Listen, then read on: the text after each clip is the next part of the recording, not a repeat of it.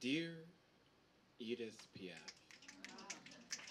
the moment you were born in the doorway of some long-forgotten shop, your mother screamed in agony while the pavement was the first thing to hold you.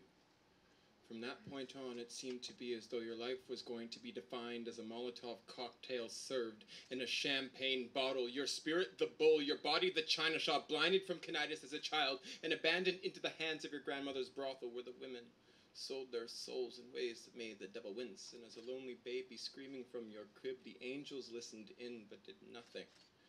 As your voice was that beautiful, God's ways that mysterious, soon enough you were 7 years old and you had heard the girls calling out for a miracle many times before, but for the first time you could finally see the heavily caked makeup of the velvet voices of the women who had raised you. It was a miracle under a godless roof, and you grew a love for the downtrodden, the hurt, and the rejected, because that was the pain from whence you came, and you sang for the lovers that were ripped from your arms and for the ones that ripped the hearts right off your sleeve and ran away. You sang on bitter days when Hitler invaded France, and on cold winter nights when lonesome bodies were left to go to bed alone. You sang.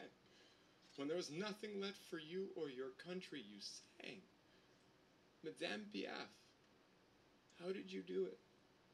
I ask because I have a heart that's grown bark, carved with initials I can erase, perpetually lonely and kept awake from nightmares of a little boy locked inside of a bedroom with tin-foiled windows, a wet bed, and a heavy-handed shadow man wanting to play patty cake with his belt. I've learned attachment issues with an obsessive mind, so I'm constantly writing I wish you were here postcards out of previously rehearsed apology letters, bottled up as a mixed message deep inside and thrown into the rubble of every burning bridge I've left behind, and hopefully they can read the smoke. Madame Piaf, this is one of those nights when lightning strikes twice out of spite and I'm left withdrawing into the nervous alien wearing my skin. Madame Piaf, this is one of those nights where I'm trying to pick up the pieces like fall leaves kicked up by a bitter wind with hands so out of touch. Madame Piaf, this is one of those nights where you would have sang the loudest, where you'd have damned those that doubted you and kept the demons at bay, and with the force of 1,000 brass bells you would have sang because you were a woman who was barely 5'1" and took the name of a sparrow because life never once took you into consideration, and in this darkened vortex we call the earth,